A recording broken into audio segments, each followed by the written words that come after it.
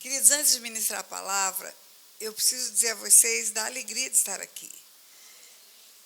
Eu chorei muito pelo Rio Grande do Sul.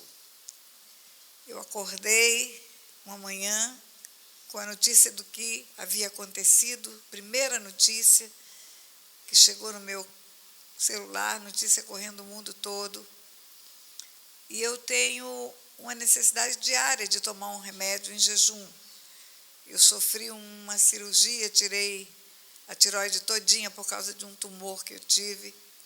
E toda manhã, antes de qualquer coisa, até de escovar os dentes, eu tomo uma medicação. E quando eu acordei, que eu tomei a medicação, em seguida li a notícia, eu imaginei a catástrofe que estava acontecendo. Eu imaginei quantas pessoas acordariam precisando de um remédio e não teriam. Quantas pessoas perderiam tudo. Tudo que tinham muita necessidade e o que não tinha tanta necessidade, mas que era importante para as suas vidas. E eu imaginei o caos que ia se instalar. Naquela manhã eu imaginei. E eu chorei muito e imediatamente me conectei com o pastor Medina. E fiz uma campanha nas minhas redes sociais. E graças a Deus a resposta foi espetacular. O Poço Artesiano foi uma oferta minha, mas muitos seguidores meus ofertaram muitas coisas. Agora mesmo veio ao altar uma querida aqui me dar um abraço. E chorando me fez chorar também. Que os móveis da casa dela foram comprados com as ofertas dos seguidores.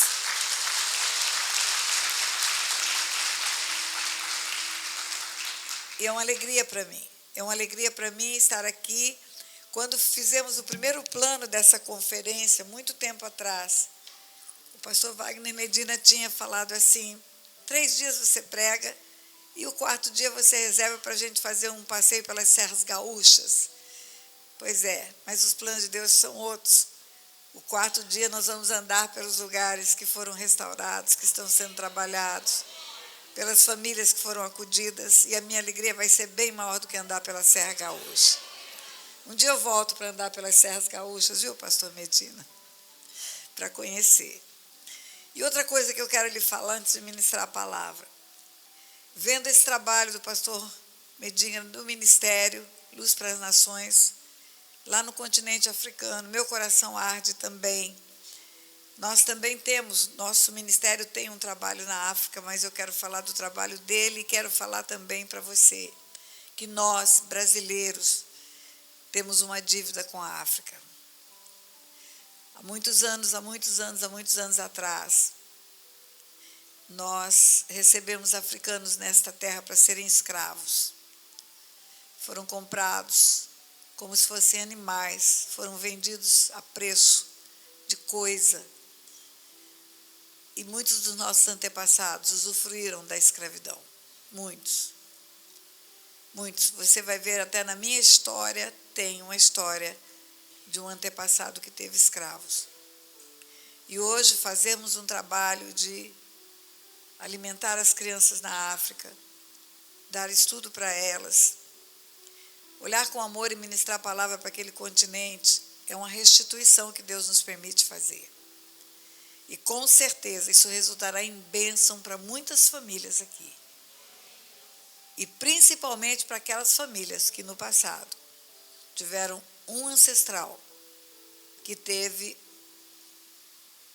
o absurdo de comprar homens e mulheres para fazer deles escravos, objetos. Então, não pense 2 vezes em ofertar para a África, não pense 2 vezes. Você não sabe o que isso representa no mundo espiritual, é muito maior do que você imagina. O resultado disso na sua vida, na sua casa e na sua família. Não é uma simples oferta, é uma oferta de restituição. É um ato profético de conserto que você pode estar fazendo. Viu? Olha, para animar você para o que vamos fazer hoje aqui, para deixar você ainda com um nível de fé mais alto, eu vou te contar 2 testemunhos que chegaram hoje para mim, hoje. Uma querida, uma mulher de 68 anos, muito simples, mandou um vídeo para mim, desde que ela nasceu, o cordão umbilical dela, terminando no umbigo, tinha uma inflamação, não desinflamava o umbigo dela, não fechava o umbigo dela. Passou 68 anos com um mau cheiro, 68 anos com uma secreção, 68 anos com dores, e médico nenhum conseguia resolver. Sabe por quê? Porque doenças espirituais médicos não resolvem. Não tem tratamento que resolve a doença espiritual. As coisas espirituais não são tratáveis naturalmente, só são tratáveis espiritualmente. E essa mulher, escutando o vídeo sobre quebrando paradigmas sobre heranças espirituais, o que você está aprendendo aqui, no final do vídeo eu faço orações, as orações que vamos fazer aqui hoje. Ela teve cura instantânea. Instantânea.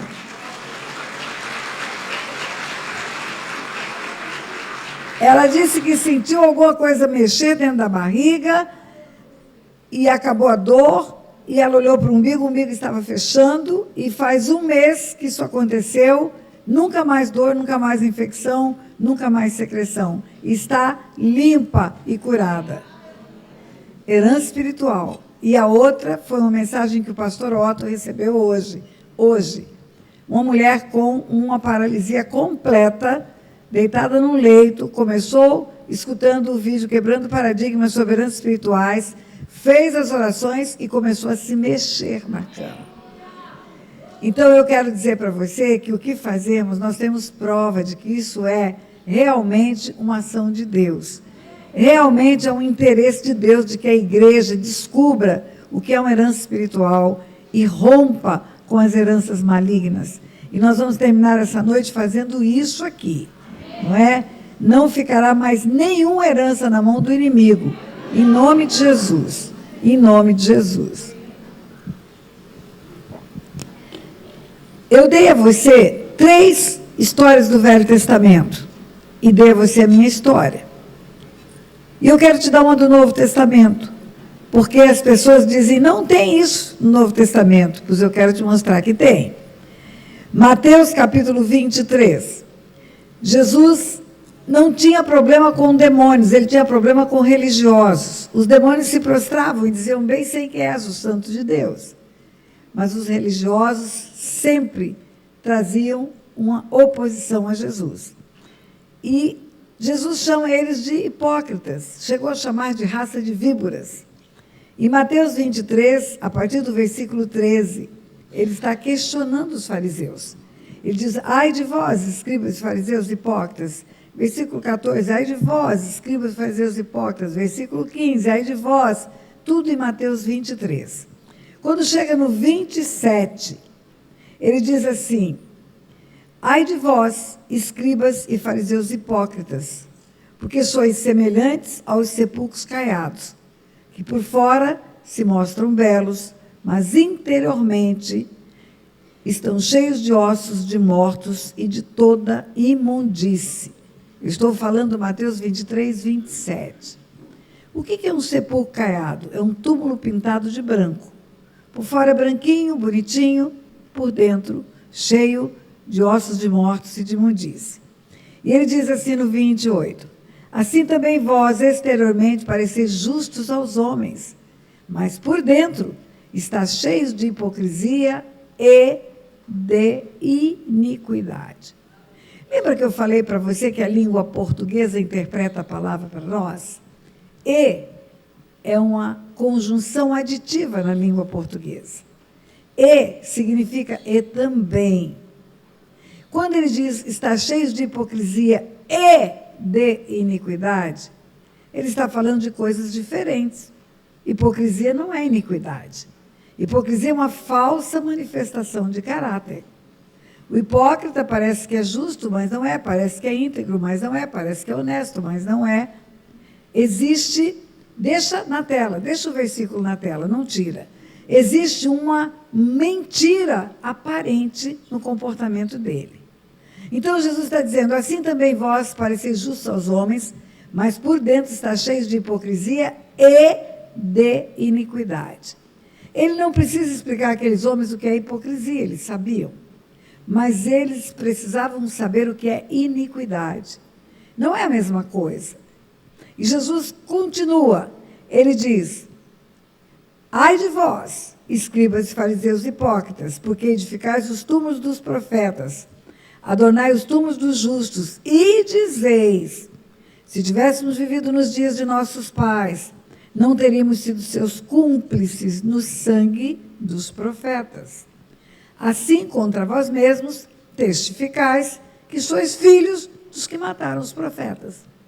Ou seja, vocês estão enfeitando os túmulos dos homens que seus pais mataram, vocês estão adornando os sepulcros daqueles onde estão enterrados os homens que seus pais assassinaram, e vocês estão dizendo que se tivesse vivido nos dias deles, se vocês fossem a geração deles, se vocês fossem adultos nos dias deles, vocês não teriam sido seus cúmplices no sangue dos profetas? Cumplicidade é participar do crime.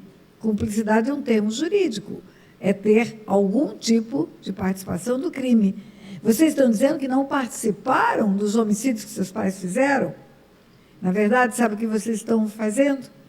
Vocês estão dando um testemunho de que vocês são a outra geração.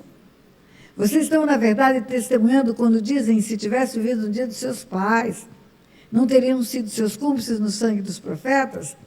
Vocês estão dizendo: somos filhos deles, somos os descendentes deles. E Jesus diz assim no versículo 32, enchei vós, pois, a medida dos vossos pais. Enchei vós, pois, a medida dos vossos pais. O que é encher a medida? Aqui tem água de coco. Se eu colocar água comum ou refrigerante, eu não estou enchendo a medida. Eu estarei enchendo a medida se eu colocar mais água de coco. Quando você vai comprar pipoca no pipoqueiro, enche a medida, é mais pipoca. Quando você vai comprar o presunto, o queijo mussarela, a granel no mercado, pode encher, pode pôr mais. Encher a medida é a mesma coisa. A mesma coisa que já estava ali. Quando Jesus fala para eles: enchei vós, pois, a medida dos vossos pais, vocês vão fazer a mesma coisa. Vocês vão repetir o que seus pais fizeram. Vocês são herdeiros e essa raiz de iniquidade vai brotar em vocês.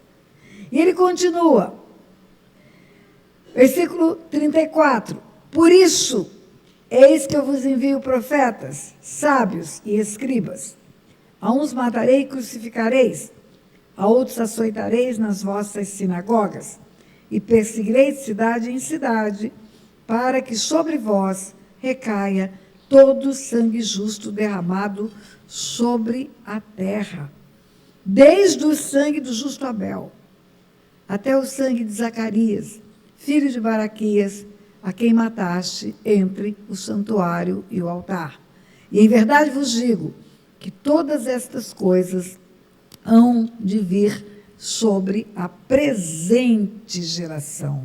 Em verdade vos digo, em verdade vos digo, escute o que está escrito, que desde o sangue do justo Abel até o sangue de Zacarias vai vir sobre vocês. Espera aí. Abel é o primeiro sangue derramado na história da humanidade. Zacarias morreu 400 anos antes de Jesus nascer. 400 anos antes de Jesus nascer, e Jesus está dizendo para aqueles homens que todo esse sangue, desde Abel até Zacarias, viria sobre eles. Sim, é o que Jesus está dizendo. Mas eles não mataram. Não foi eles que mataram, não foram eles que mataram Abel, foi Caim. Não foram eles que mataram Zacarias, foram os seus antepassados. Jesus está dizendo: vocês estão falando que os seus pais mataram os profetas? Pois é, vocês são os descendentes deles. Então virá sobre você o preço dessa herança maligna. O nome disso é herança espiritual. Como que o sangue de Zacarias, que morreu 400 anos, vai vir sobre esse povo? Só por uma herança espiritual. Não tem responsabilidade pessoal. Então, tem herança espiritual na Bíblia do Gênesis ao Apocalipse. Eu disse a você que a língua portuguesa ensina você a interpretar a Bíblia. E o tempo do verbo ensina você a saber se é passado, presente e futuro. E o capítulo 22 de Apocalipse é o último livro da Bíblia. Depois que tudo foi ser feito, novo céu, nova terra, tudo novo. É que está escrito em Apocalipse 22. Então me mostrou o rio da água da vida, brilhante como um cristal, que sai do trono de Deus e do Cordeiro. No meio da sua praça, de uma outra margem do rio, está a árvore da vida, que produz 12 frutos, dando o seu fruto de mês em mês, e as folhas da árvore são para a cura dos povos. Nunca mais haverá qualquer maldição. Haverá é tempo futuro do verbo. Nunca mais haverá. João escreve o que Jesus manda ele escrever na ilha de Patmos, que é o livro do Apocalipse. E lá na ilha de Patmos, João escreve, nunca mais haverá maldição só na cidade santa, só na Nova Jerusalém. Então haverá maldição. Isso só reafirma aquilo que eu te disse, que Jesus disse em Mateus 5. Não penseis que vim revogar a lei. Não vim revogar, eu vim para cumprir. E até que céu e terra passem, nem um i nem um tio jamais passará da lei. Até que céu e terra passem, nem um i ou um tio jamais passará da lei. E aonde está, visitarei a iniquidade dos pais nos filhos até a terceira e quarta geração? Na lei, nos 10 mandamentos. E volto a dizer para você, uma lei que não é revogada, fala você como juíza, ela é vigente. Então, a lei é vigente. Então, a maldição continua sendo aplicada.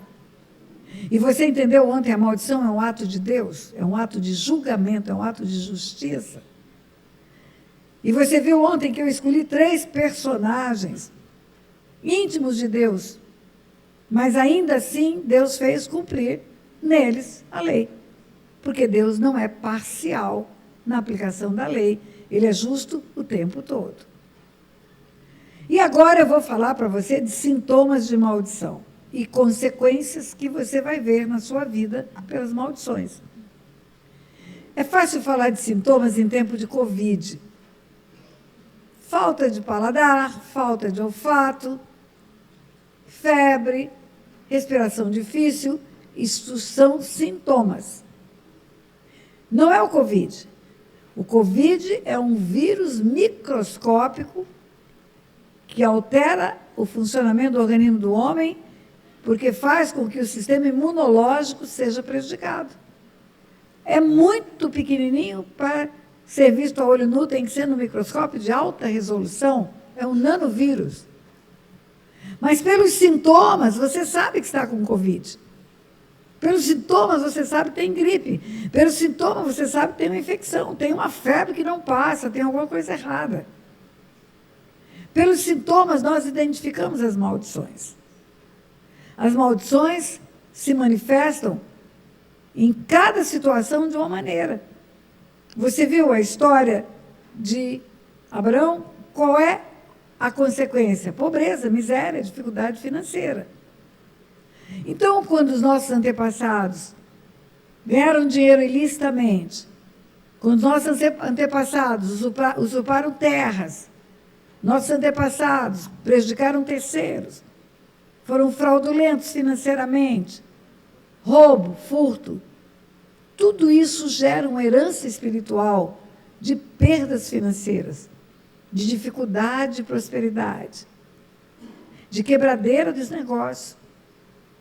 Por quê? Porque o fruto plantado vai ser o fruto que vai brotar. Você viu a história de Davi?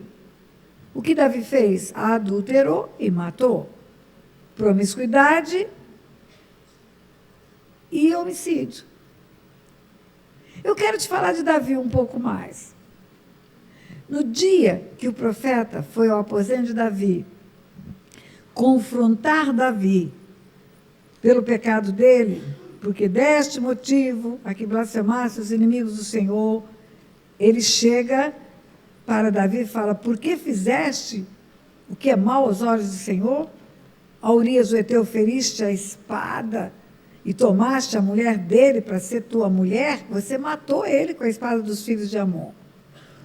Nesse dia do confronto, Davi faz um salmo. É o Salmo 51.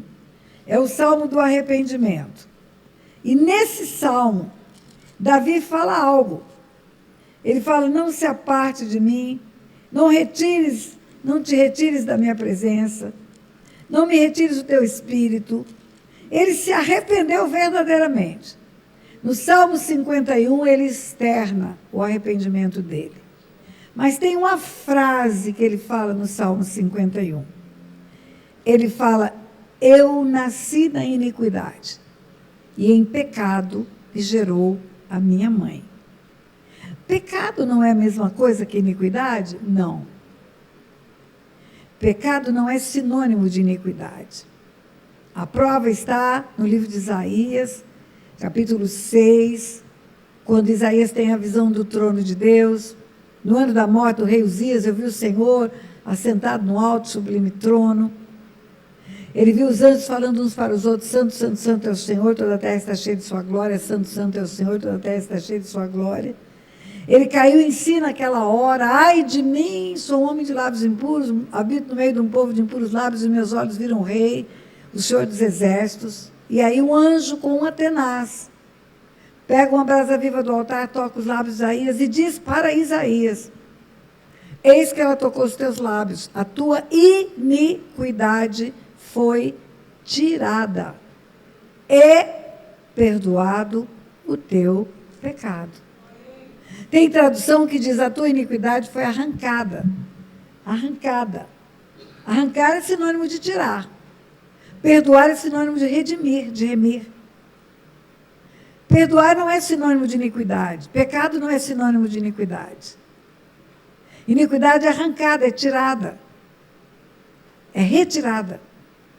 Iniquidade é uma raiz geracional de pecado, que vem por gerações. É herança espiritual. É o legado geracional. E o pecado é a responsabilidade pessoal, é a escolha. É a escolha deliberada de transgredir a lei. Então, quando está escrito: está cheio de hipocrisia e de iniquidade, está falando da herança espiritual. Quando Davi fala: eu nasci na iniquidade, em pecado me gerou a minha mãe, mas gerar filho não é pecado. Gerar filho é bênção. Gerar filho é prêmio de Deus. Herança do Senhor. Quando que gerar filho é pecado? Em pecado me gerou a minha mãe. Quando é gerado em adultério, quando é gerado na fornicação, quando é gerado fora do casamento. Quando Davi fala no Salmo 51, eu nasci na iniquidade, em pecado me gerou a minha mãe, ele está dando uma certificação da bastardia, filho bastardo. E o que é bastardia? É filho gerado fora da aliança do casamento. A Bíblia fala que só há um leito bendito. É o leito do matrimônio. Carta aos Hebreus diz: bendito dentre todos seja o leito do matrimônio sem mácula, sem promiscuidade. Se bendito é o leito do casamento sem mácula, os outros leitos são todos malditos. Gerar filho e outro leito que não é gerar no leito do matrimônio, é gerar num leito de maldição. Aí você vai entender por que é que Davi era discriminado no meio dos irmãos. Aí você vai entender por que quando o profeta chega com um chifre cheio de azeite, porque Deus falou: eu escolhi um rei na casa de Jessé, ele não foi chamado, ele foi esquecido lá atrás das malhadas. Não foi o pai que mandou chamar, foi o profeta que disse: acabaram-se os teus irmãos? E foi o profeta quem disse: não sentaremos à mesa sem que ele venha. Tem que chamar o menino, senão nós não vamos banquetear, não. Olha o constrangimento.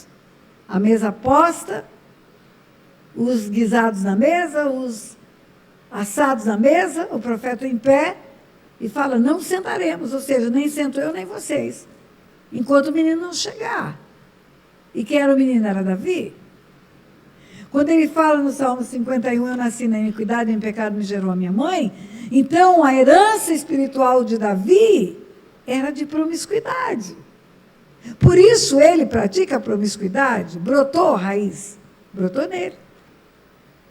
Mas eu quero te dizer que a herança espiritual de Davi é anterior ao nascimento dele. Eu nasci na iniquidade, em pecado me gerou a minha mãe, mas não foi aí que começou a maldição na vida de Davi. Eu vou ler para você Mateus 1, você vai saber quando começou a maldição na vida de Davi. Aquele texto que ninguém gosta de ler, mas que é importante que você leia a Bíblia toda, porque tem revelação na Bíblia toda. Mateus 1, livro da genealogia de Jesus Cristo, filho de Davi, filho de Abraão. Abraão gerou Isaque. Isaque a Jacó, Jacó a Judá e seus irmãos. Judá gerou de Tamar a Pérez e a Zera. Pérez gerou Esrom, Esrom a Arão. Arão gerou Aminadab, Aminadab a Naasson, Naasson a Salmão. Salmão gerou de Raabe, Salmão gerou de Raabe a Boaz. Este de Rude gerou Obed, e Obed a Jessé, e Jessé gerou Davi. Quem é a bisavó de Davi? Raabe, a prostituta da muralha de Jericó. É a cananeia da muralha de Jericó.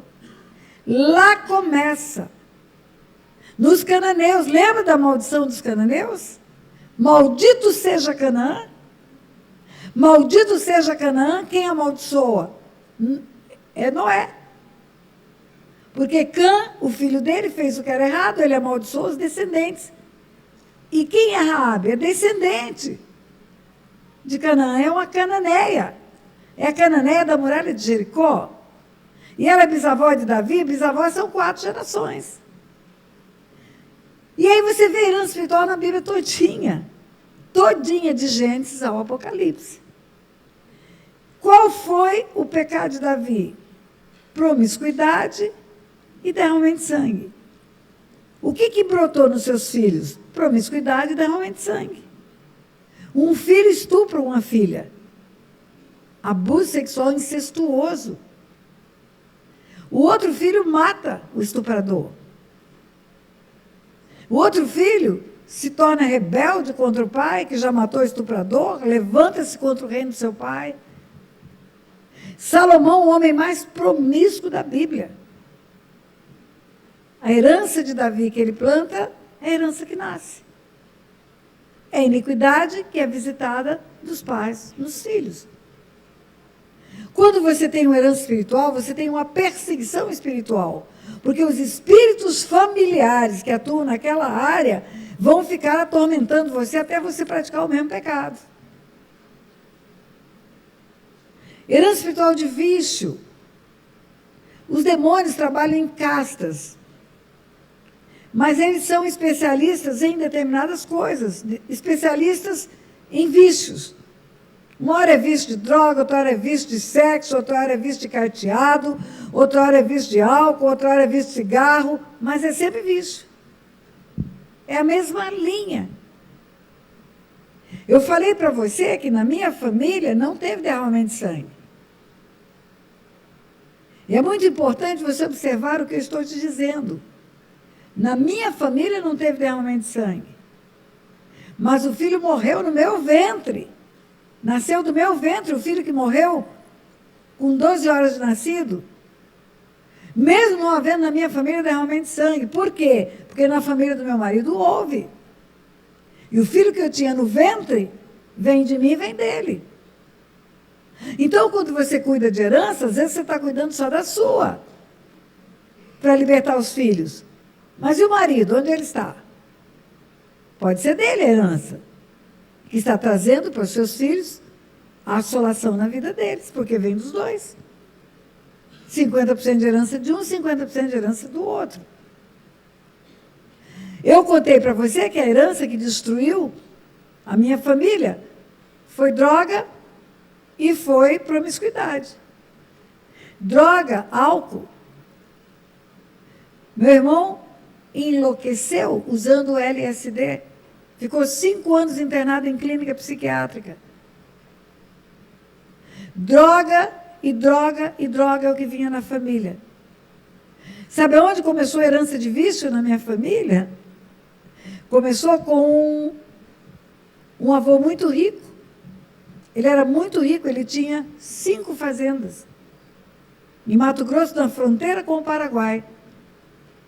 Próspero, próspero, próspero, bisavô.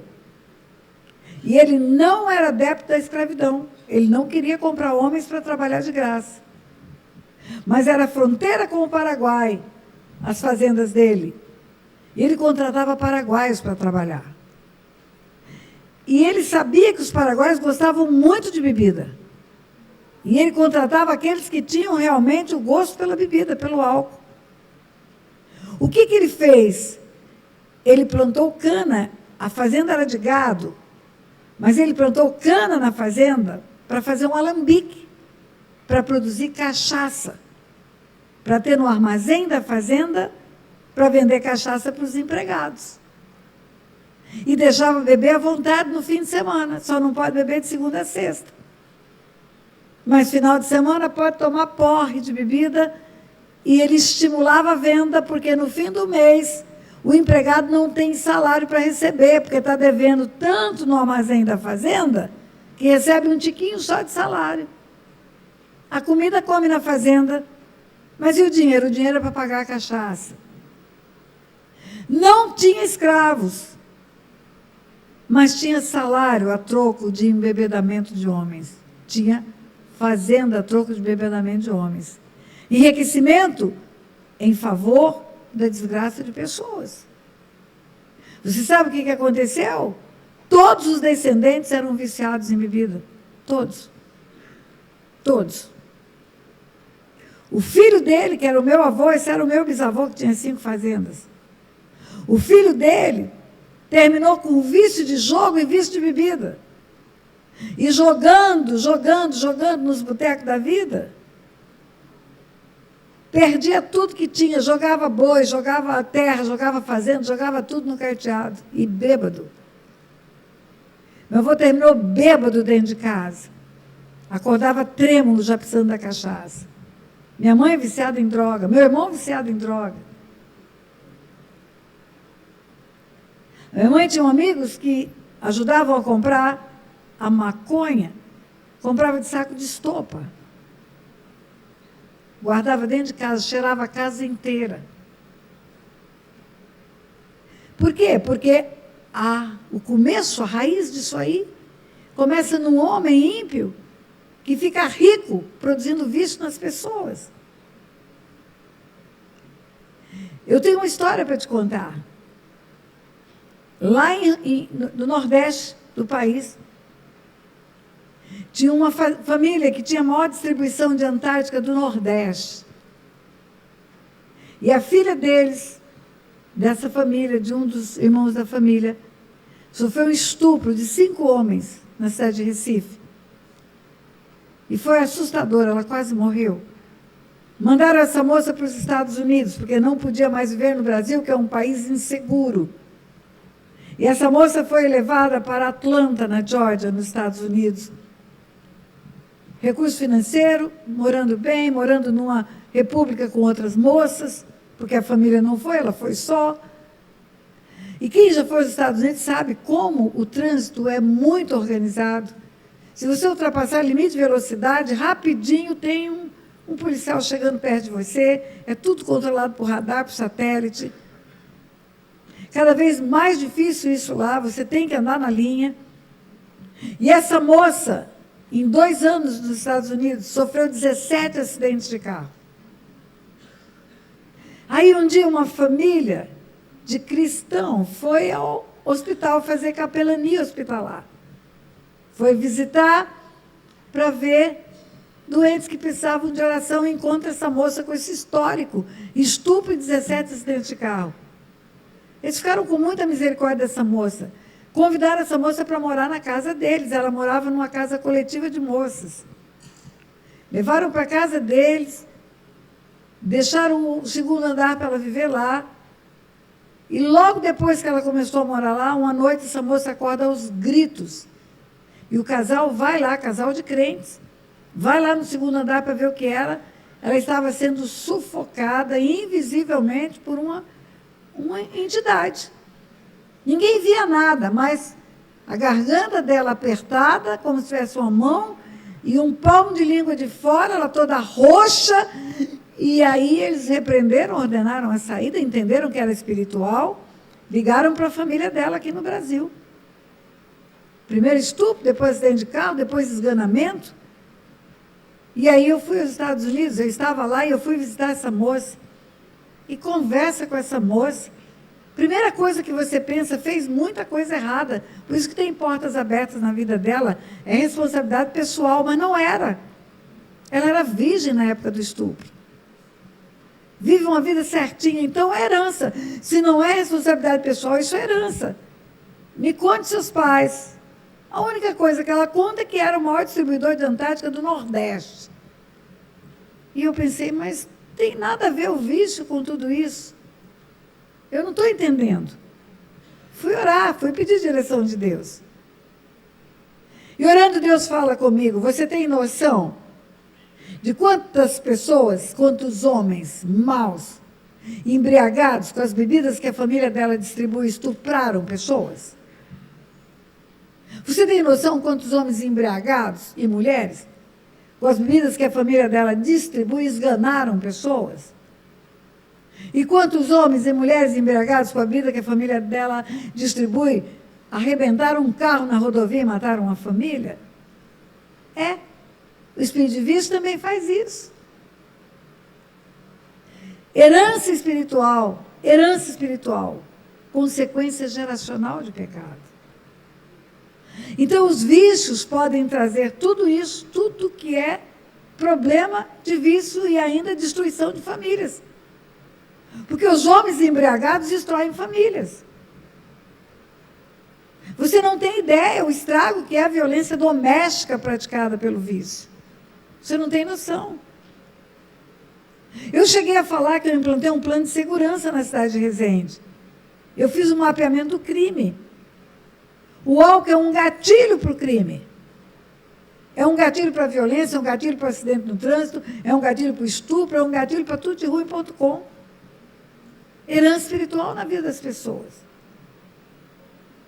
E a herança espiritual de Noé? Destruiu uma nação. A nação de Canaã toda. A consequência geracional não acaba com o tempo. E se ninguém confessa, você escutou Jesus falando para esses homens, visitarei e cuidar dos pais dos filhos, ele diz, desde Abel até Zacarias vai vir sobre vocês. Por quê? Porque 4 gerações, ninguém acredita, ninguém confessa, ninguém apresenta na cruz. Alguém vai praticar, vai encher a medida. E vai começar a contar mais 4. E 4 gerações, ninguém acredita, ninguém confessa. Vai encher a medida. O que vai acontecer? Mais 4. E enchendo medida de 4 em 4, chega tudo isso de geração. Ontem eu dei uma palavrinha para você sobre idolatria. Primeiro eu quero dizer para você uma coisa. Hoje nós não fazemos mais mapeamento de famílias. Não precisa fazer. Quando eu comecei, que Deus me mostrou que a morte do meu filho era por herança espiritual, eu fui fazer um mapeamento. Encontrei escravidão. Porque eu não entendia de sintomas, de manifestação de sintomas. Hoje eu entendo. E hoje eu entendo que, como brasileiros que somos, todos nós temos uma gama de heranças espirituais semelhantes. Eu não preciso pegar família por família. Todos os brasileiros têm heranças similares. Você quer ver? Eu vou fazer uma pergunta aqui. Aliás, eu vou fazer um pedido para ficar em pé. Quem não tem, nem ele, nem 4 gerações antes dele, se prostrar diante de uma imagem, ou adorar uma imagem, ou rezar diante de uma imagem. Não tenha passado pela idolatria. Nem você, nem seus pais, nem seus avós, nem seus bisavós, nem seus tataravós. Fique em pé que eu quero te conhecer. Que você é uma raridade na Terra. Brasil. Porto Seguro. é o berço da nação brasileira, é o útero do Brasil, é o útero da idolatria. Eu fiz um evento em Porto Seguro, falando sobre idolatria, uma conferência, está lá no meu canal do YouTube. Quando eu fui fazer essa conferência, eu fiz uma pesquisa. E eu descobri o seguinte: quando foi rezada a primeira missa no Brasil, era uma contrafação ou uma contrarreforma para a reforma protestante que já estava acontecendo na Europa. O clímax da reforma protestante foi em 1517. Mas 1517 foi o ápice. Era um movimento que já estava em movimento. Já estava acontecendo um inconformismo de religiosos com as mentiras que eram pregadas pela idolatria. Já estava havendo um inconformismo dos religiosos com os lugares que vendiam no céu por indulgência. Você já viu uma indulgência? Eu já vi. Sua Santidade o Papa confere a fulano de tal, sua esposa, seus filhos e agregados, um lugar no céu, porque vendeu uma fazenda, entregou uma fazenda para o clero. Missas e missas rezadas para tirar a gente do purgatório, criar o purgatório. Pessoas produzindo salvação por flagelo, por penitência. A salvação é por Cristo Jesus. Não é por venda de fazenda, não é por reza de missa. Já havia um movimento de religiosos contrário a tudo isso. O grito foi em 1517. Eu vi uma carta, está nos anais da história, escrito pelo governador-geral do Brasil, porque era governo-geral de Portugal, não era um país reconhecido como uma nação. Uma carta do governador-geral para o rei de Portugal, dizendo que precisava imediatamente implantar a cultura da adoração a ídolos, antes que a reforma chegasse no Brasil. Por isso que a idolatria passou anos mentindo que o evangelho é coisa de povinho, de gente sem qualificação. Não, o evangelho vem da Europa. O evangelho vem do primeiro mundo. É Suíça, é Alemanha, é Inglaterra. Para ter a mentira prevalecendo, tem que esconder a verdade. Aí ninguém pode ter Bíblia. É só um livrinho chamado Catecismo. Primeiro reza a missa em latim. E ainda de costa. No meu tempo, o padre de costa para todo mundo rezando a missa em latim. Para falar mentira, tem que esconder a verdade. Todos nós temos esse histórico. A idolatria, ela é reprovada por Deus do Gênesis ao Apocalipse. Se você conhece a Bíblia, você sabe disso. Começa lá no livro de Êxodo: não farás para ti imagem de escultura, não as adorarás. Deus fala que Ele mesmo não apareceu aos homens para não fazerem imagem dEle, porque Ele não queria que isso acontecesse, adoração à imagem, adoração a ídolos. E quando você vê a palavra de Deus em Apocalipse, está escrito que não há possibilidade do idólatra ir para o céu. Termina o livro de Apocalipse dizendo, capítulo 21, novo céu, nova terra, versículo 5 de 21.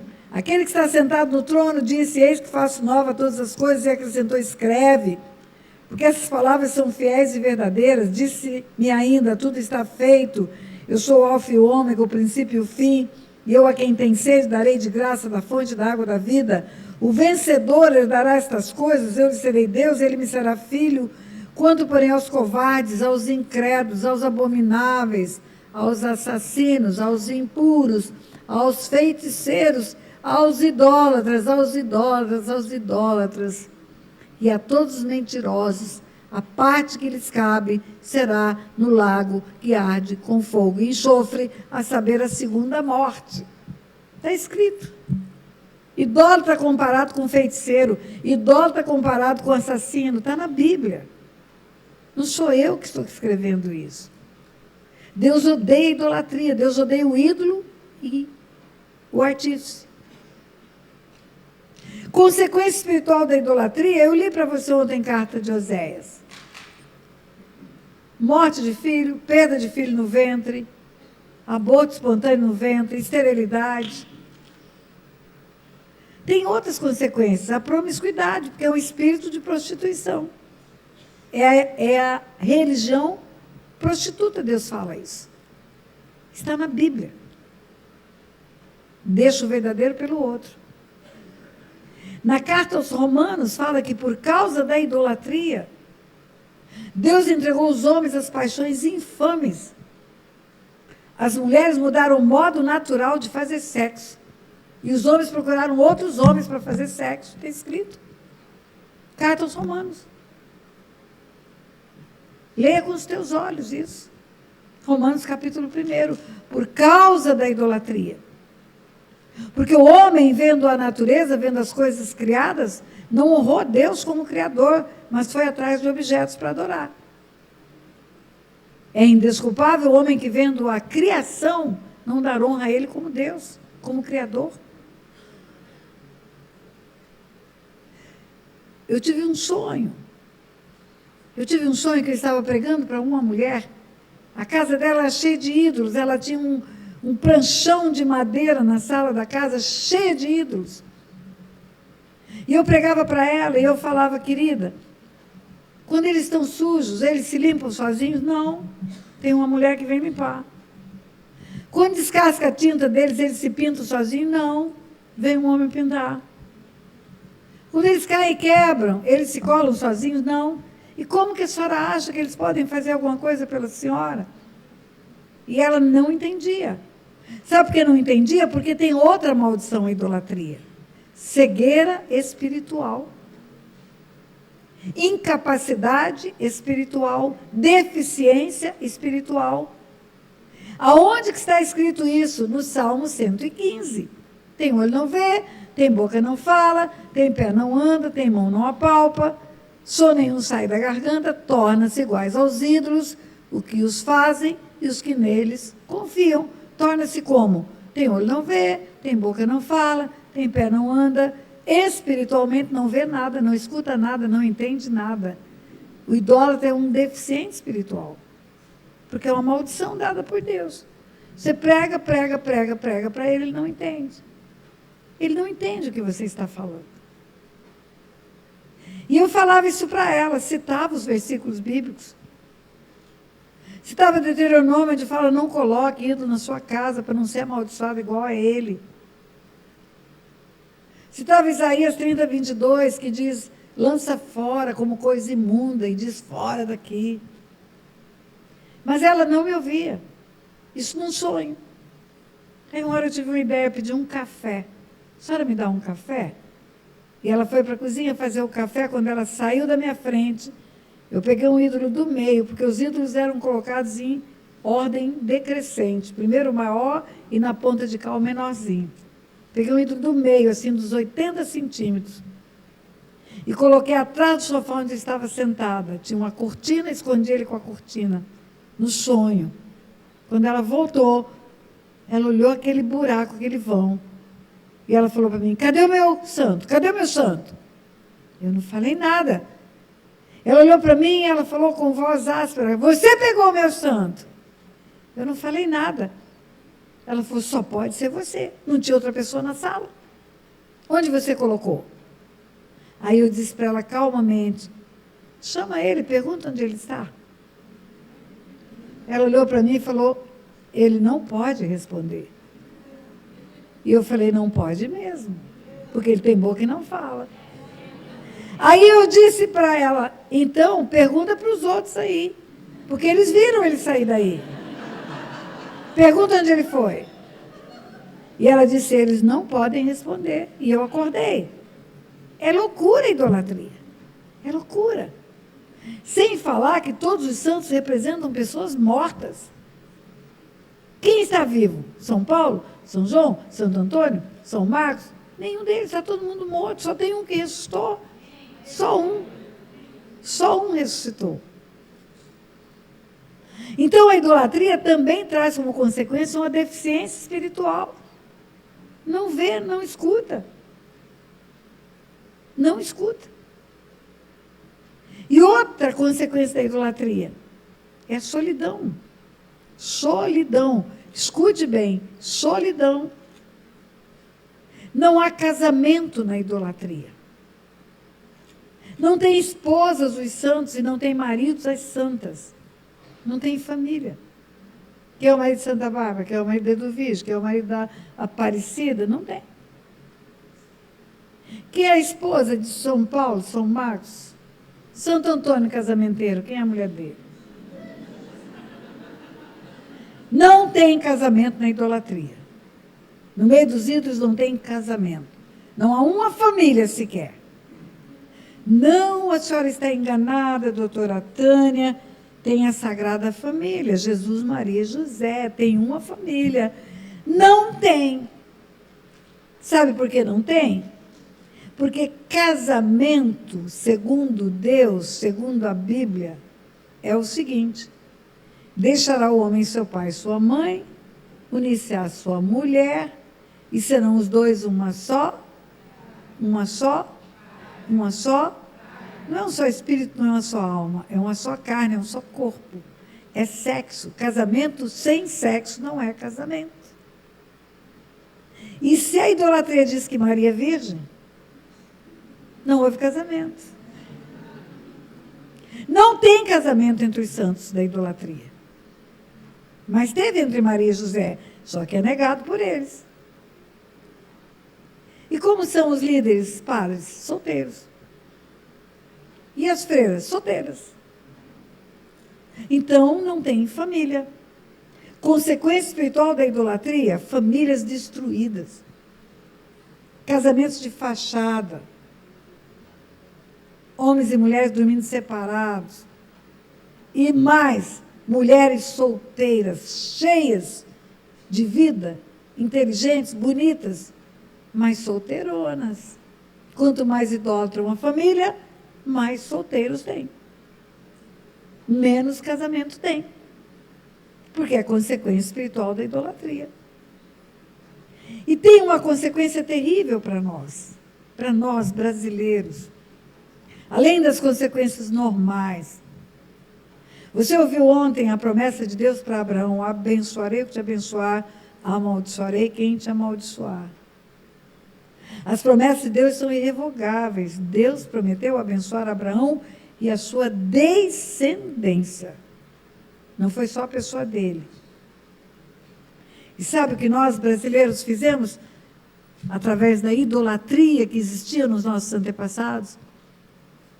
Invasão holandesa era de judeus. Os holandeses que chegaram no Brasil eram judeus. Eles fundaram em Recife a primeira sinagoga da América Latina. Tem uma rua em Recife que chama Rua dos Judeus.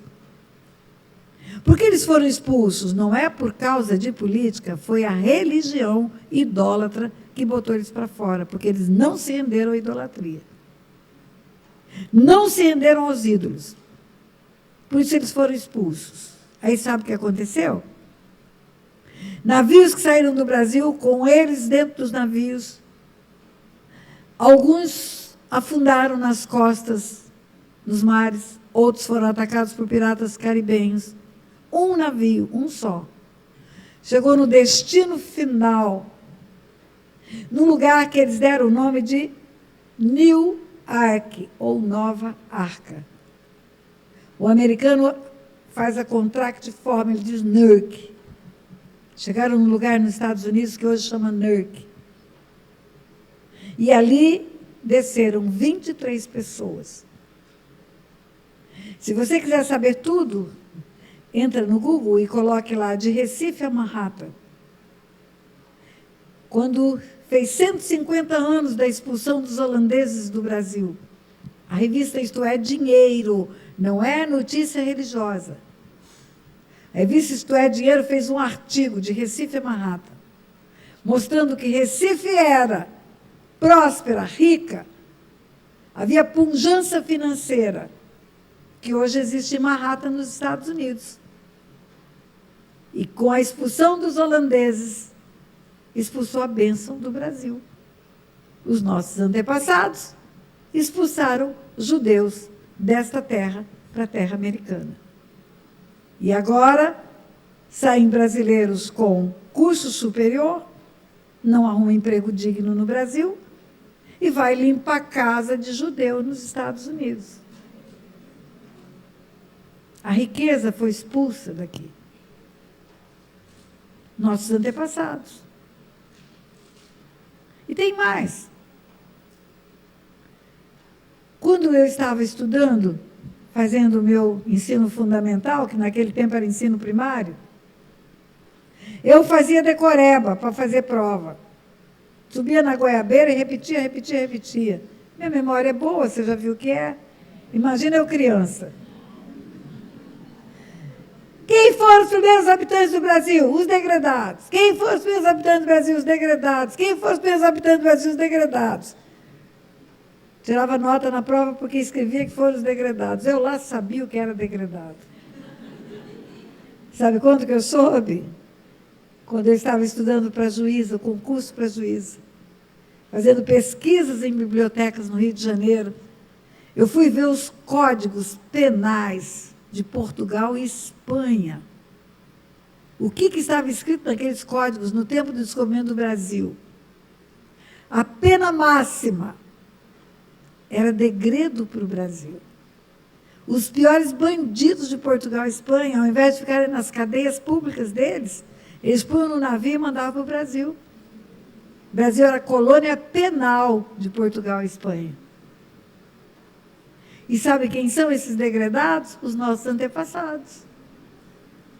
Porque a nossa origem está em portugueses, índios, negros. Tudo isso é um peso sobre nós. E os índios? Os índios sempre foram ocultistas, sempre buscaram o espírito da floresta, o pajé, o feiticeiro, sempre tiveram. E o que é pior, os indígenas derramam sangue. Você pensa que as tribos são dizimadas por causa de gripe que o homem branco leva, como você escuta falar? Não. É porque tem uma prática chamada infanticídio indígena. Entra no Google e digita, você vai ver. Se nasce uma criança com uma deformidade, ainda que mínima, faltando um dedo, ela é enterrada viva. Se nascem dois ou gêmeos, um tem que ser enterrado vivo, para não dar azar para a aldeia. Se uma menina solteira engravida, ela tem que parir no meio da floresta, fazer um buraco no chão, ficar de cócoras, pare a criança e enterra a criança viva. Desde o começo do Brasil é assim. Tem um livro que é a história do cristianismo no Brasil.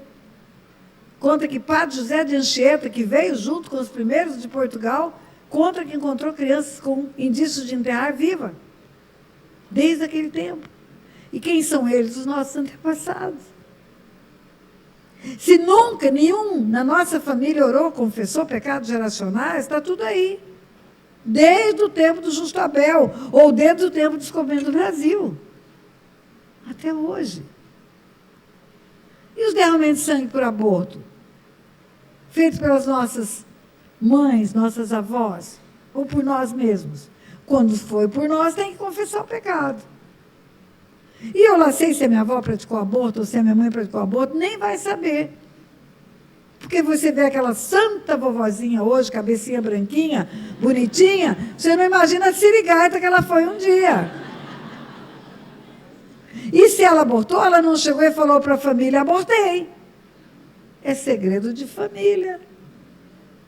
Segredo de família, sepultar o amante da esposa para lavar a honra. O que eu estou te falando é a história que chega até mim. A moça tinha uma falência renal grave, 14 anos na hemodiálise. 14 anos precisando de uma máquina, estava viva porque ela era rica, comprou a máquina e pôs dentro de casa.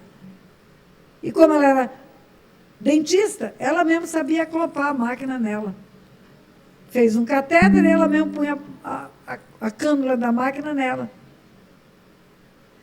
E é uma moça que casou virgem, uma moça que não tinha pecado, então é herança, porque não havia responsabilidade nenhuma, ou melhor, justificativa nenhuma para aquela enfermidade dela. O rim não funciona. Programa transplante, dá tudo errado.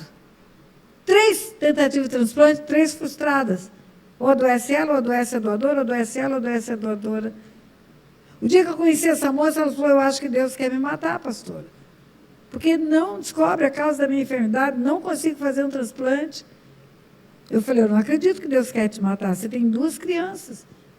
Não é o caráter de Deus esse.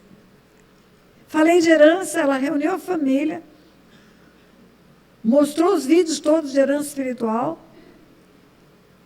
E, coincidentemente, eu estava em São Paulo, o dia que a família estava reunida, ela é de Palmas. Jesus já acabou, já morreu de sua vida. Ela falava, eu preciso, eu entendi pelo que ela ensina que eu preciso.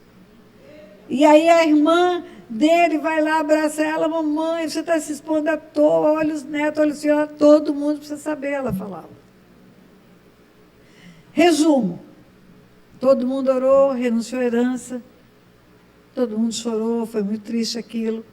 Eu já sabia que o herança espiritual de derramamento de sangue pode trazer doença grave para os descendentes, morte prematura para os descendentes, acidentes frequentes para os descendentes, perda de órgãos, de membros para os descendentes. Já sabia disso, pela prática eu já sabia. Um mês depois, a doutora Andréia urinou, voltou a funcionar o rim dela. Mas o que eu nunca tinha parado para pensar era o que eu acabei de falar para você. À medida que aquela vovó ia contando a história, todo mundo, como que diz, a minha vovozinha. E naquele dia eu falei, quando a gente vê uma velhinha, um velhinho, cabeça branca, vovozinha, bonitinha, vovozinho, queridinho, não imagina o que aconteceu na vida deles, porque essas coisas são segredos de família.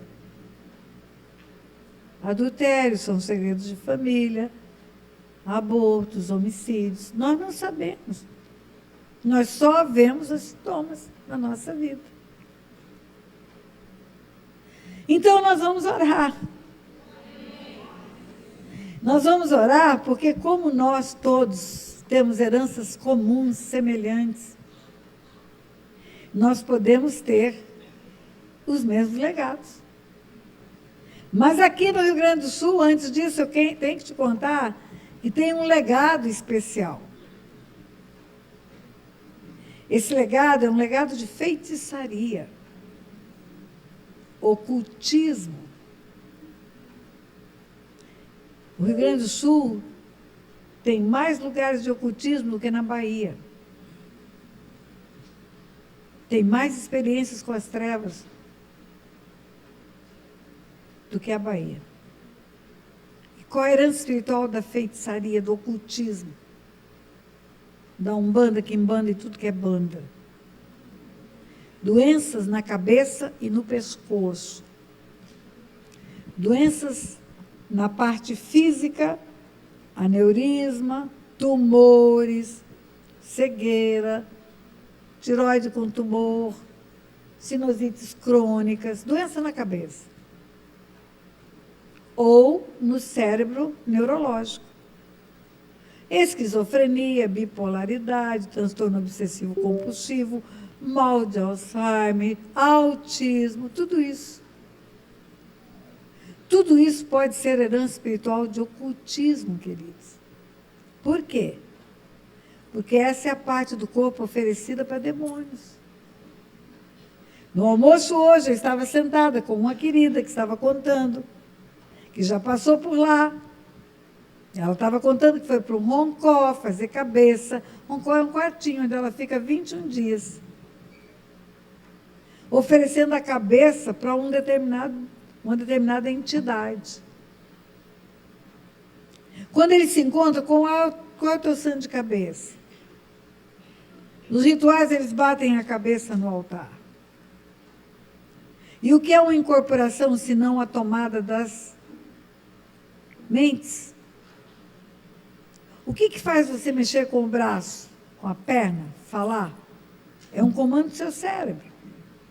Se uma pessoa sofre um derrame cerebral, ela perde o movimento do braço. Você já viu isso? Você só se movimenta porque tem uma cabeça que comanda. Quando uma mulher ou um homem está tomado, incorporado, a cabeça dela está na mão do diabo. Ele fala pela boca dela, mas é porque a cabeça manda falar. Ele move pela mão dela. Kardecismo, psicografia, escreve livros. Porque a cabeça comanda o que você vai escrever. Antes de eu escrever, o meu pensamento vai me dizer o que eu vou escrever. Eu já escrevi 20 livros. Qual é a parte que está na mão do inimigo? A cabeça. Consequência espiritual, doença na cabeça e no pescoço. Isso é forte aqui no Rio Grande do Sul. Eu fui fazer uma pesquisa hoje, o índice de autismo é altíssimo aqui. Então, vamos orar. A pastora Nádia está por aí? Eu quero que a equipe dela esteja disponível aqui comigo. Viu, pastora? De preferência aqui na frente, viu? Vamos fazer um alistamento aqui na frente. Pode se esparramar pelo salão, pelas laterais e aqui na frente. Nós vamos fazer o seguinte. Primeiro eu vou fazer uma oração. Essa oração eu chamo de cobertura. Essa oração é pedindo proteção, porque espíritos familiares, que estão há séculos numa família, que estão há séculos numa linhagem, eles não querem perder o lugar. A Bíblia fala que Jesus diz que quando eles são mandados embora, eles vão para lugares áridos e desertos. Eu não sei explicar o que é isso. Nem tudo eu sei. Mas não deve ser um lugar bom. Eles vão para um lugar ruim. E aí, eles querem voltar. E se eles encontram a casa vazia, desocupada, sem Jesus, eles voltam. Então, quando fazemos essa oração de renúncia de heranças, a gente cobre as famílias, cobre as casas. A gente cobre as vidas. E essa oração eu vou fazer. Depois eu vou construir uma oração para você repetir. É a oração de renúncia das heranças espirituais. Mas eu não tenho essa herança, pastora. Se eu não tiver, eu preciso orar. Ore falando de todas elas, porque oração não tem contraindicação. Se você não tiver, mal não vai fazer. Mas se você tiver e não souber, vai resolver. Então não custa orar. Mal não vai fazer. Depois que você orar e fizer a renúncia, eu vou orar desligando espiritualmente. O que houve, querido? Não, eu não estou falando de aborto, eu estou falando de herança. Não é? Se eu fosse dar uma aula de aborto, eu ia falar sobre métodos contraceptivos. Mas vocês assistam o vídeo de aborto para saber.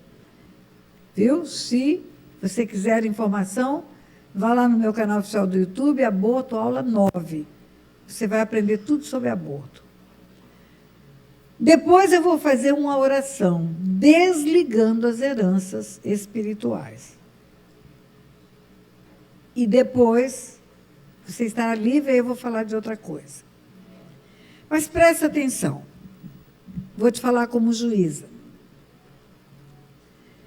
Se uma pessoa, porque é sempre a tendência nossa de dizer que não temos nada com isso.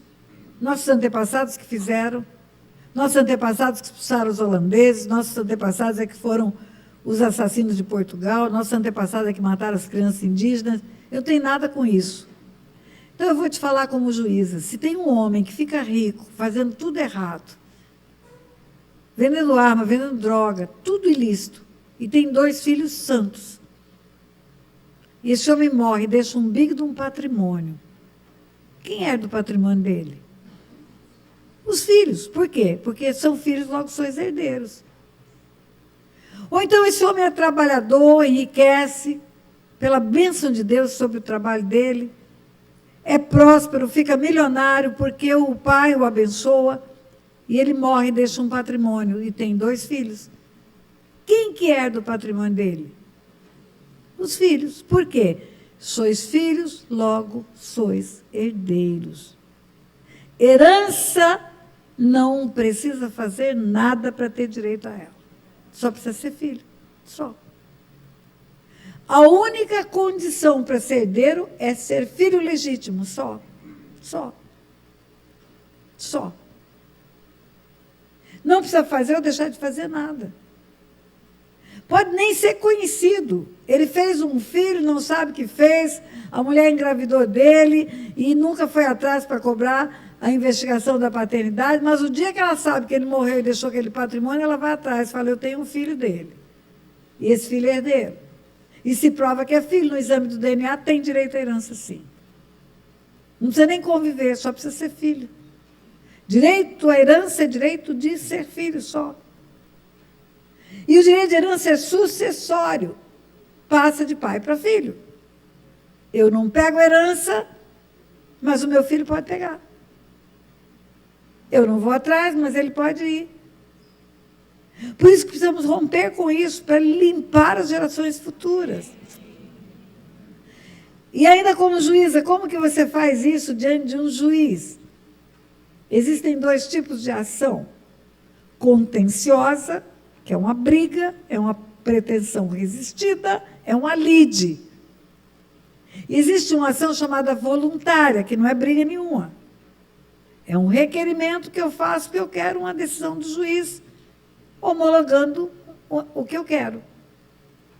A renúncia do direito de herança em juízo é feita numa ação de jurisdição voluntária, não é briga, não.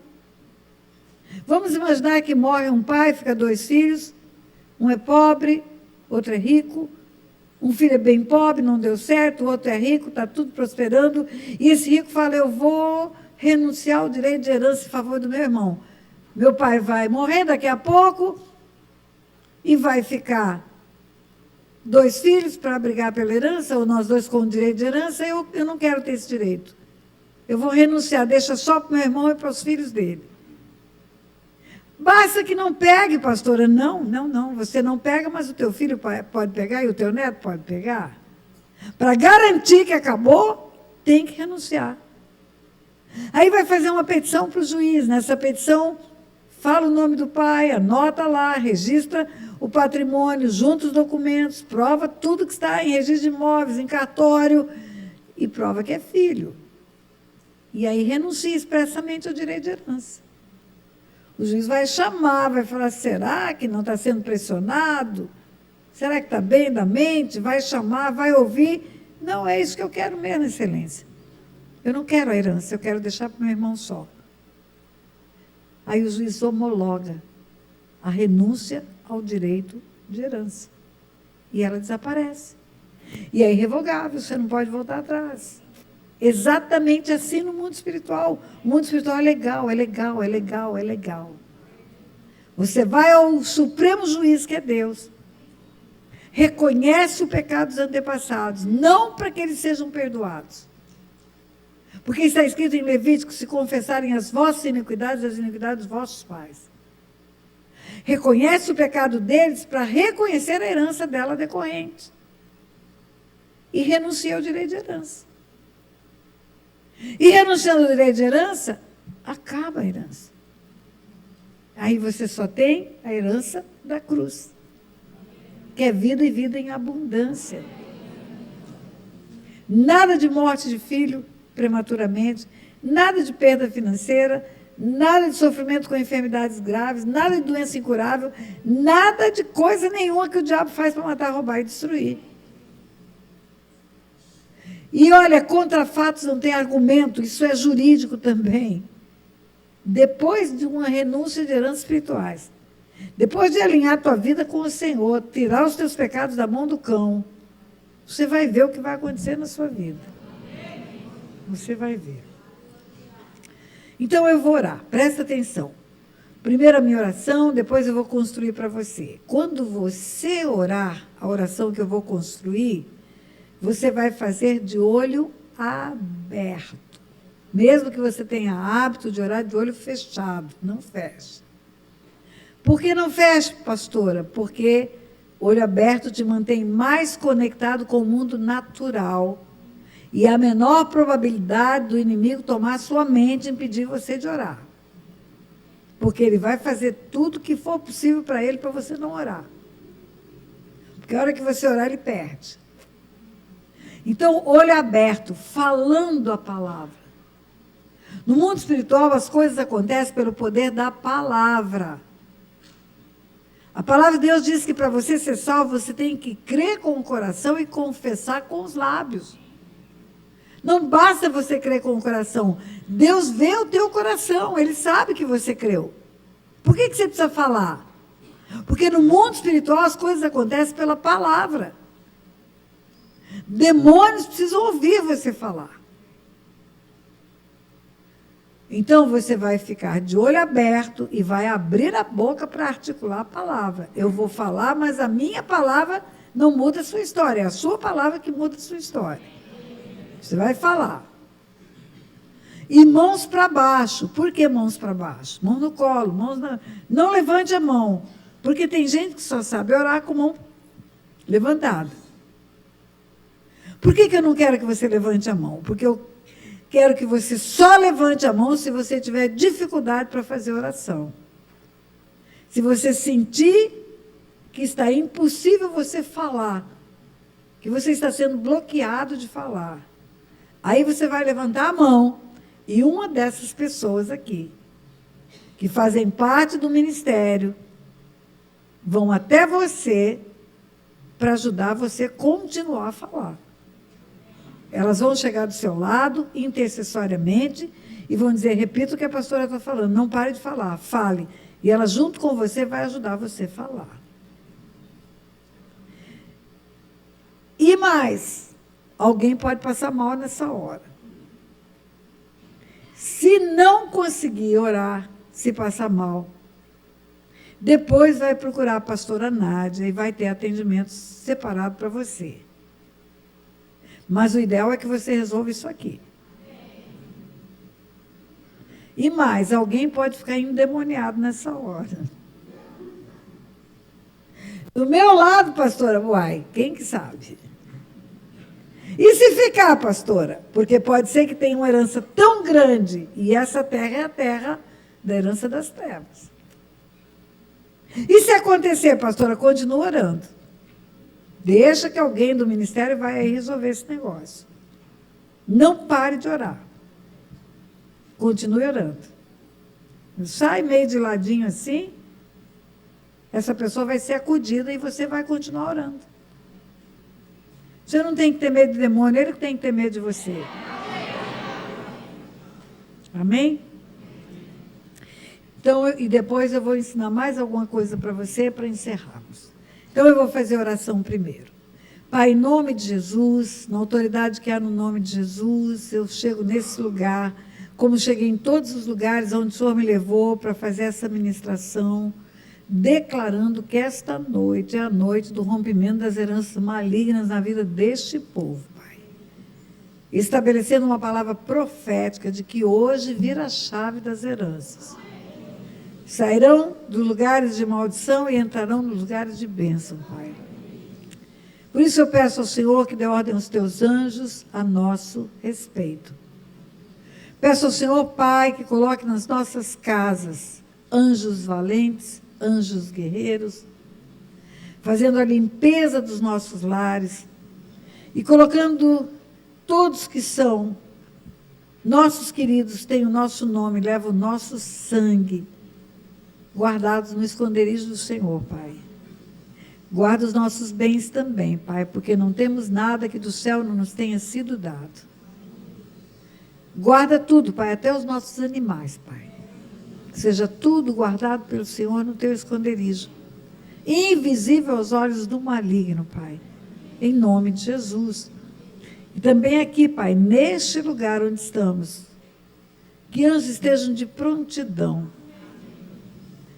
Que se porventura entraram com essas pessoas neste lugar, espíritos familiares, sejam eles retirados daqui por estes anjos, amarrados, acorrentados, sem força, sem poder de agir, e levados para onde Jesus mandar. mas sem poder de retorno, Pai. Em nome de Jesus. Amém? Amém. Olho aberto, mão para baixo, articulando bem a palavra. Diga: Senhor meu Deus e meu Pai, entendi pela Tua palavra que além dos pecados pessoais, heranças espirituais podem tirar a vida abundante. E eu quero nesta hora, reconhecendo que a Tua palavra é viva e eficaz, fazer a confissão dos pecados geracionais, que são as iniquidades dos nossos antepassados. Diga: a Tua palavra diz que se confessássemos as nossas iniquidades e as iniquidades dos nossos antepassados, o Senhor mudaria a nossa história. E é isso que faremos agora. Tem uma mão levantada lá, gente, eu estou vendo aqui. Não demore para acudir quando levantar uma mão, para não perder nem um pedaço da oração. Diga assim: eu reconheço os pecados de idolatria dos meus antepassados. Reconheço que a Tua palavra diz: não farás para ti imagens de escultura, não as adorarás, não lhes darás culto. E eles fizeram isso, Pai. Prostraram-se diante de imagens, adoraram imagens, consagraram filhos aos ídolos. Tudo isso em desobediência à Tua palavra. Até nome de ídolos deram aos seus filhos. E reconheço que por causa disso construíram uma herança maligna para a minha vida e para a vida dos meus descendentes. Mas eu renuncio a essa herança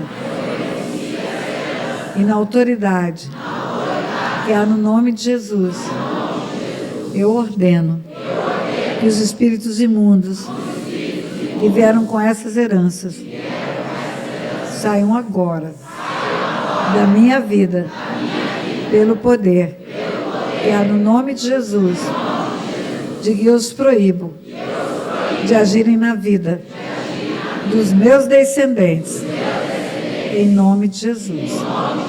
Diga: da mesma forma, eu reconheço os pecados de roubo, de furto, de apropriação indébita, de negócios ilícitos, de usurpação de terras, usurpação de heranças, de prejuízos a terceiros, causados pelos meus antepassados.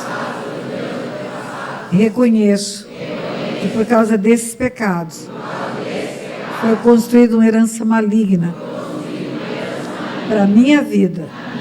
Mas nesta hora, confessando esses pecados, eu renuncio a essa herança. E na autoridade que há no nome de Jesus, eu ordeno que os espíritos roubadores saiam agora da minha vida, pelo poder que há no nome de Jesus, de que eu os proíbo de agirem na vida dos meus descendentes, em nome de Jesus. Diga: da mesma forma, eu reconheço os pecados de promiscuidade praticados pelos meus antepassados. Desonraram os seus corpos, desonraram as suas esposas, seus maridos, macularam o leito do matrimônio, geraram filhos bastardos, entregaram-se à prostituição, praticando toda sorte de perversão. Reconheço que por causa disso foi construída uma herança maligna para a minha vida, mas eu renuncio a ela. Na autoridade que há no nome de Jesus, eu ordeno que os espíritos de promiscuidade que vieram para a minha vida por causa dessas heranças saiam agora, pelo poder que há no nome de Jesus. Diga da mesma forma, eu reconheço os pecados de vícios praticados pelos meus antepassados, vícios de drogas lícitas, vícios de jogos, vícios de carteado, toda sorte de vício. E reconheço que por causa disso foi construída uma herança maligna para a minha vida, mas eu renuncio a ela. E na autoridade que há no nome de Jesus, eu ordeno que os espíritos de vício que vieram com essa herança saiam agora, pelo poder que há no nome de Jesus. Diga, eu os proíbo de agirem na vida dos meus descendentes, em nome de Jesus. Diga da mesma forma, eu reconheço os pecados de derramamento de sangue praticados pelos meus antepassados, homicídios, violência doméstica, abortos, derramamento de sangue de escravos e toda sorte de maldade que resultou em derramamento de sangue. E reconheço que por causa desses pecados foi construída para a minha vida uma herança maligna de doenças graves, enfermidades graves, acidentes, morte prematura. Mas eu renuncio a essa herança. E na autoridade que há no nome de Jesus, eu ordeno que os espíritos imundos, espíritos de morte, que vieram com essa herança, saiam agora da minha vida, pelo poder que há no nome de Jesus. Diga, eu os proíbo de agirem na vida dos meus descendentes, em nome de Jesus. Diga da mesma forma, eu reconheço os pecados de desonra aos pais, praticados pelos meus antepassados. Reconheço que por causa desse pecado, a vida encurta e se torna ruim, como está escrito na tua palavra. E reconheço que essa foi a herança legada para a minha vida, por causa da desonra que eles praticaram. Mas eu renuncio a ela. E na autoridade que há no nome de Jesus, eu ordeno que os espíritos imundos que vieram com essa herança para arruinar a minha vida e para encurtá-la, saiam agora, pelo poder que há no nome de Jesus. Diga, eu os proíbo de agirem na vida dos meus descendentes, em nome de Jesus. Diga, e da mesma forma, eu reconheço os pecados de ocultismo praticados pelos meus antepassados. A tua palavra proíbe contatos com trevas, mas eles fizeram isso. Ofereceram sacrifícios, encruzilhadas, em matas, em cachoeiras, fizeram oferendas a demônios, pedidos a demônios, pactos com demônios, e por conta disso foi construída uma herança maligna para a minha vida, mas eu renuncio a ela, e na autoridade que há no nome de Jesus, eu ordeno que esses espíritos imundos que produzem doenças na cabeça e no pescoço, saiam agora da minha vida, pelo poder que há no nome de Jesus. De que eu os proíbo de agirem na vida dos meus descendentes, em nome de Jesus. Amém. Agora eu vou orar. Pai, a tua palavra nos assegura que, havendo concordância na terra, haveria no céu, que onde 2 ou mais estivessem reunidos em teu nome, em oração, o Senhor ali estaria. A tua palavra também nos assegura que temos a chave do reino dos céus, que o que ligamos na terra, liga-se no céu, e o que desligamos na terra, desliga-se no céu.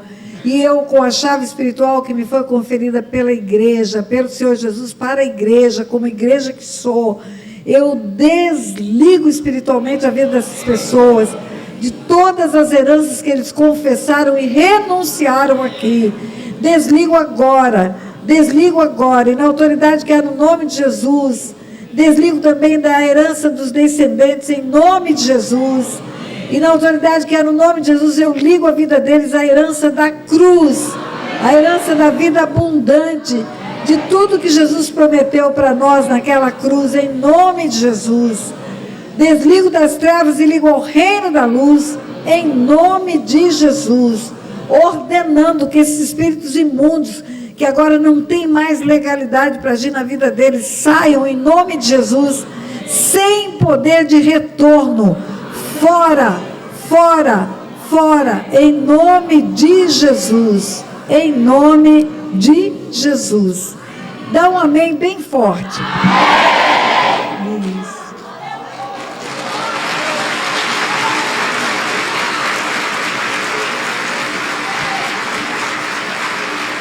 Glória a Deus.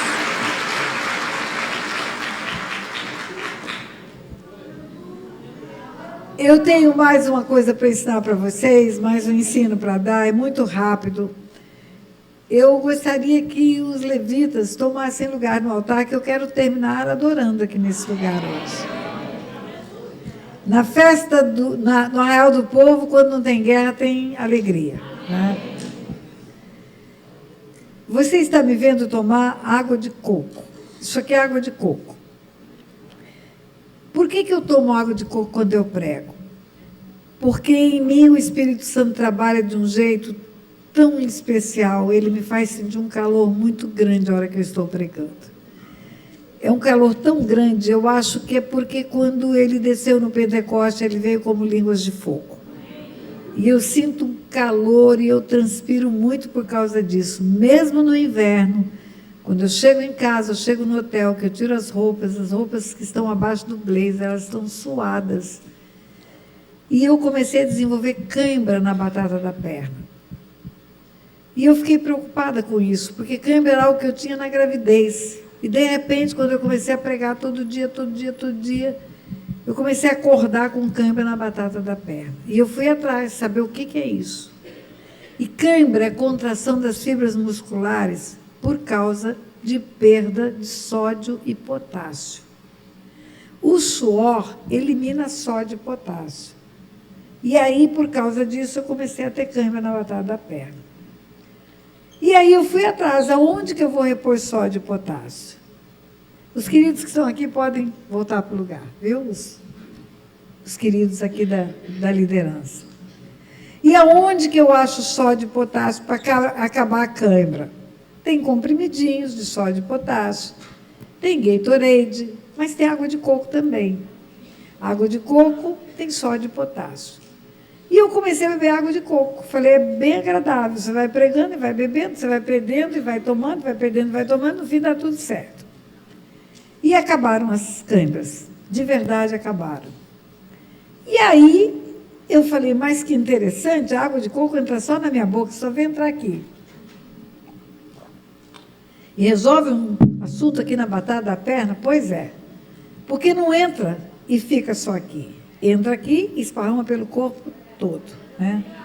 Até o dedinho mindinho tem água de coco, tem sódio e potássio. E Deus, ele me ensina dessa forma. Ele me ensina com coisas da natureza, ele me ensina com coisas que são naturais, ele me ensina as espirituais. E o Espírito Santo me faz entender o seguinte: exatamente como essa história do sódio e potássio, são os dízimos e as ofertas. Quando você entrega dízimos e ofertas no altar, você só vê entrar num lugar. Ou no gasofilácio, ou numa cestinha, ou numa sacolinha, ou numa bandeira, como eles fazem aqui. Mas não entra só aí. Entra no reino da luz. Sai da economia do mundo e entra na economia do reino da luz. É muito maior do que um templo, é muito maior do que uma igreja local, é muito maior do que um ministério, é no reino da luz. Por isso que Deus fala, quando Ele fala de dízimos e ofertas, Ele fala: fazei prova de mim, para ver se eu não vou abrir as janelas dos céus e derramar bênçãos sem medidas. Ele não diz fazer prova de mim para ver se eu não vou fazer o seu negócio prosperar. Ele não diz fazer prova de mim para ver se eu não vou te dar um bom investimento financeiro. Ele não fala fazer prova de mim para ver se o seu dinheiro não vai multiplicar. Ele fala fazer prova de mim para ver se eu não vou abrir as janelas dos céus. Então, o dízimo e a oferta é uma chave espiritual na mão de Deus para Ele abrir as janelas dos céus. E o que tem nos céus? Bênçãos sem medidas. O que tem nos céus? Bênçãos aprovisionadas desde antes da fundação do mundo, como está escrito na carta aos Efésios. Que bendito é o nosso Deus e Pai, que antes da fundação do mundo nos abençoou com toda sorte de bênçãos espirituais nas regiões celestiais. Então, nas regiões celestiais estão bênção de saúde, bênção de família, bênção de prosperidade, bênção de bom negócio, bênção de tudo que você imagina. Tudo está lá. Quando Deus fala, trazei dízimos e ofertas e fazei prova de mim para ver se eu não vou abrir as janelas dos céus, Ele está falando disso. Não é só de prosperidade financeira. Ah, você dá e você vai ter 3 vezes mais. Não é isso. Não é isso. E eu falei, meu Deus, eu nunca tinha parado para pensar nisso. É uma chave que destrava bênçãos para nós. E aí o Espírito Santo continua me ensinando. Ele fala, pois é. E quando você entrega dinheiro que chegou nas tuas mãos, na mão do inimigo, seja na prostituição, seja no aborto, na mesa de jogo, na droga, na idolatria, na feitiçaria, na oferenda para demônios. Quando você entrega, você pensa que entrou só naquele lugar? Não. Entrou no império das trevas. Entrou no reino da luz o que você entrega no altar, e entrou no império das trevas o que você entrega em lugares onde Deus abomina. Meu Deus, eu nunca tinha parado para pensar nisso. Talvez você pense que aquela pílulazinha, você deixou dinheiro na farmácia? Não, você deixou no império das trevas. Aquela bebida, aquele cigarro de maconha, você pensa que você deixou a cocaína só na mão do traficante, o dinheiro? Não, você entregou o dinheiro no império das trevas. Você financiou não só o traficante, mas você financiou o império das trevas. Você não financiou só o aborto, você financiou o império das trevas. E quando eu entendi isso, eu falei, meu Deus. E existe uma lei espiritual, o mundo espiritual é regido por leis, por leis. Existe uma lei espiritual que diz que tudo que o homem planta, ele colhe. Tudo. Não é alguma coisa, é tudo. Você investe em imóveis. Os imóveis valorizam porque as cidades crescem. Você investe e você tem a colheita, a valorização. Você investe em bolsa de valores. Você tem dividendo, bonificação de ações. Você investe num negócio, uma empresa, para produzir alguma coisa. Você tem lucratividade das vendas. Você investe na poupança, tem juros e correção monetária. Tem uma colheita. Você investe no reino da luz, você tem bênçãos sem medidas. E você investe no império das trevas, o que tem? Perdas, e perdas, e perdas. E negócio dá errado, e falência, e quebradeira, e perda de tudo. Por que será que quebrou tanta coisa aqui? Por que será que tanta coisa quebrou nesta região? Quanto dinheiro deve ter sido investido em coisas que foram abomináveis a Deus aqui nesse lugar? E aí Deus me ensinou. Além do arrependimento que é eficaz para cancelar o pecado, é preciso fazer uma oferta de remissão para desligar a vida financeira da pessoa do império das trevas. Porque tem outra lei espiritual, tudo que é ligado precisa ser desligado. Tudo que é ligado precisa ser desligado. Pastor, ele não pode desligar sem fazer essa oferta de remissão? A Bíblia me ensina que quando os filisteus levaram a arca da aliança e a praga começou a prosperar na Filistia, eles não só devolveram a arca, mas tiveram que devolver com ofertas de objetos de ouro dentro da arca. A Bíblia me ensina que Davi, quando fez o censo, e a praga começou a vir sobre o povo de Israel, ele teve que fazer uma oferta. A oferta é sinal e símbolo do fim da entrega do dinheiro para as trevas. A partir desse tanto, eu só vou entregar na luz. E a partir daí, eu comecei a falar para o povo sobre isso, ensinar.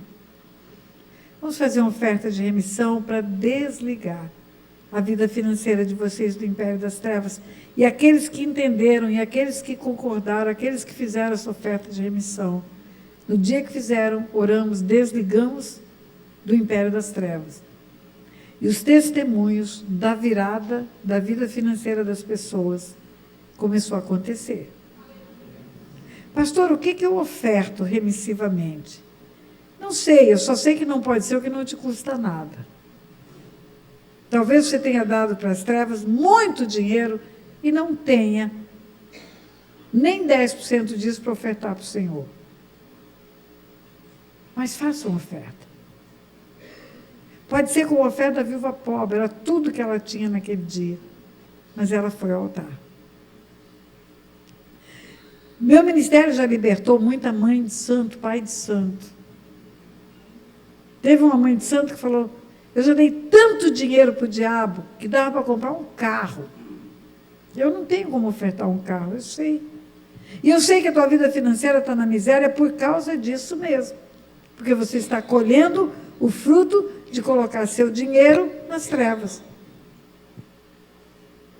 Mas hoje oferta o que você puder, eu falei para ela.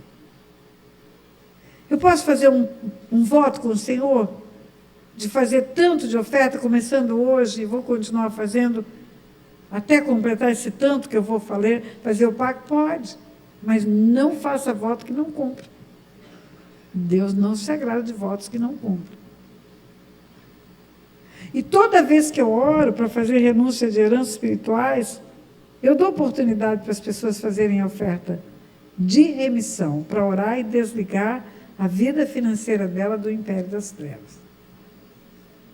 E assim será na noite de hoje. Você vai ter a oportunidade de vir ao altar e fazer uma oferta de remissão. Não sei se você enfiou dinheiro em trevas. Se não enfiou, pode fazer uma oferta comum, voluntária, se você quiser. Já viu que esse ministério é um ministério que tem uma veia missionária. Mas se você tem uma pendência no mundo espiritual de haver enfiado dinheiro nas trevas, você pecou gravemente contra o Senhor. Sabe por quê? Porque com essa mão você recebeu de Deus. Não tem nada que temos que do céu não nos tenha sido dado. E passou para essa mão, e com essa mão você entregou para o diabo.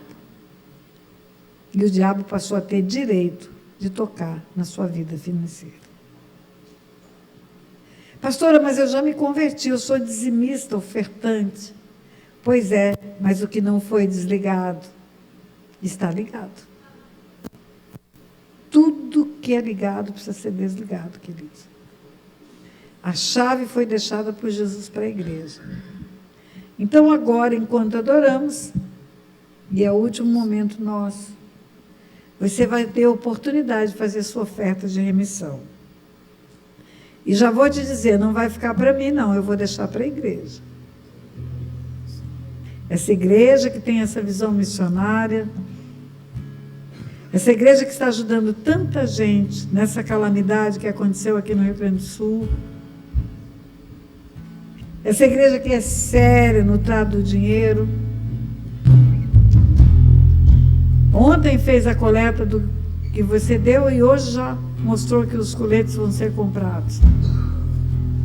Essa igreja merece ficar com essa oferta de remissão.